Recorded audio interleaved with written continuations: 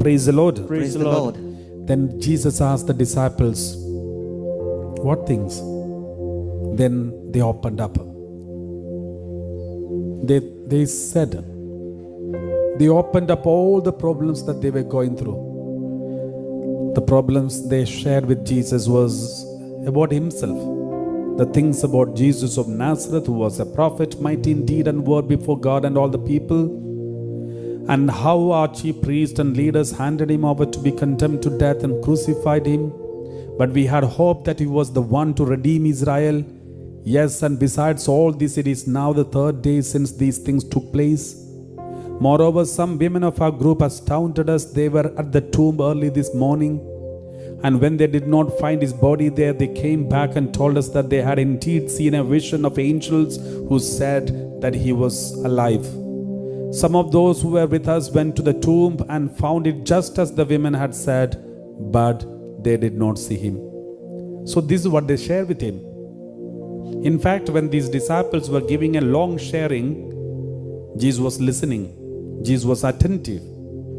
In fact, they were talking about Jesus. They didn't know that they are talking to Jesus. Jesus knew the whole story by heart. Jesus knew the whole story which they shared with Jesus better than they know themselves. Better than they knew, Jesus knew the situation better than them. But in spite of knowing everything in detailed way, still Jesus did not stop them from sharing. Jesus was so patient enough to listen to all the sharings that they did, though Jesus knew them, better than they themselves know. My dear brothers and sisters, Jesus knows all our problems, but he wants us to share with him. Jesus knows everything in detailed way, but he wants us to open up. When you open up our problems and sharings, our pain and rejection, every pain that we are going through, and share it in front of Jesus and cry in front of him. Even if you feel like crying, cry. And then the healing takes place in your body. It is like the dialysis. The dialysis process, you may know. If a dialysis patient comes to the hospital and go through the dialysis process, their blood, impure blood, is taken out of the body and allow the blood to go through a machine, and the machine purifies the blood and gives back to them. That is called dialysis.